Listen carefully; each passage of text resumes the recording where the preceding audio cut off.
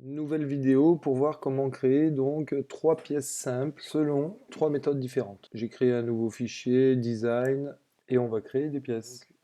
Première méthode, par des profils. Donc profil rectangulaire, je me mets sur le repère et je fais un rectangle au hasard. Je vais dézoomer. Voilà, je fais un rectangle.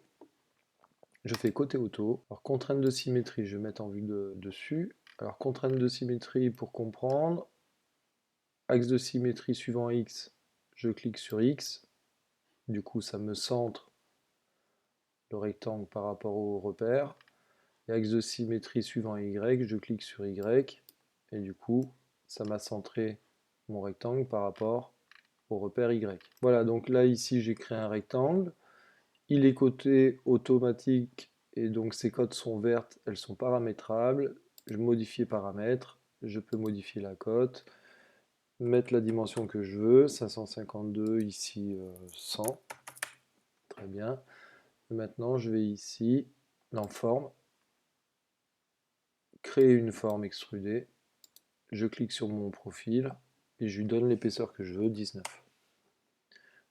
Je peux donner aussi l'orientation, donc la pièce soit elle va être au-dessus du repère, donc en Z+, soit en dessous du repère en Z-. Je vais sortir de la fonction, point neutre. Ça, c'est la première méthode, par un profil. Alors avec cette méthode, ce qui se passe, c'est que quand je mets la pièce sur le niveau 1, clic droit sur le niveau 1, je mets ma pièce dessus, je fais OK. Et les éléments invisibles, là, ils sont cachés, je les mets vus. Et vous voyez, je vois le dessin. Alors quand je vois le dessin, ça, pour moi, ça ne me gêne pas. Par contre, il y en a qui ça gêne. Donc ils préfèrent ne pas avoir les dessins, les profils et ainsi de suite, parce que ça peut être vite brouillon au bout d'un moment.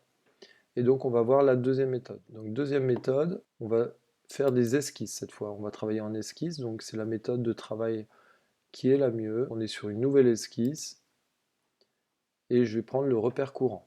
Alors je pourrais sélectionner un plan par exemple, et modifier le plan de travail, c'est-à-dire dessiner sur la face d'une pièce. Alors je vais prendre repère courant, comme ça on est sur le repère XY. Très bien, je crée un contour rectangulaire, un point sur la diagonale, ici. Côté auto, il ne faut jamais oublier de faire côté auto. Et je ne vais pas faire les contraintes de symétrie, sinon ça va me le remettre ici par rapport à XY, donc je vais le laisser comme ça au milieu de nulle part. Et je fais OK. Alors, la même chose, ce rectangle est modifiable, les paramètres sont en vert, je peux mettre donc 552 par 100, et donc ici, je vais pouvoir extruder mon esquisse, comme ça, avec une mesure. Là, 19, et j'ai une forme extrudée sur une esquisse. Troisième solution pour faire une pièce, le bloc pilote, ici, élément de pilotage, je mets pièce, court, et je donne la dimension de la pièce. Je vais mettre 19 pour que ce soit comme les autres. Et repère de référence, je prends repère courant, OK. Voilà, j'ai un bloc pilote. Donc lui, c'est pas une pièce, c'est juste un élément de pilotage. Et donc je vais faire un bloc contraint là-dedans de 19, de là à là, de là à là, et du bas en haut. Le bloc contraint, je vais essayer de le changer de place. Voilà, trois pièces, trois manières différentes. Alors ici maintenant on va pouvoir aller éditer les pièces. Donc on voit que celle-ci elle est sur profil.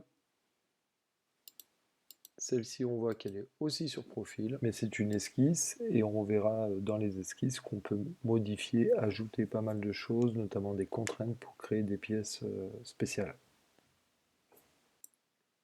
Enfin le troisième type de pièce créée, un bloc contraint dans une forme de logement qui est un bloc pilote, très facilement modifiable dans son édition. Voilà pour les trois différentes méthodes pour créer une pièce simplement.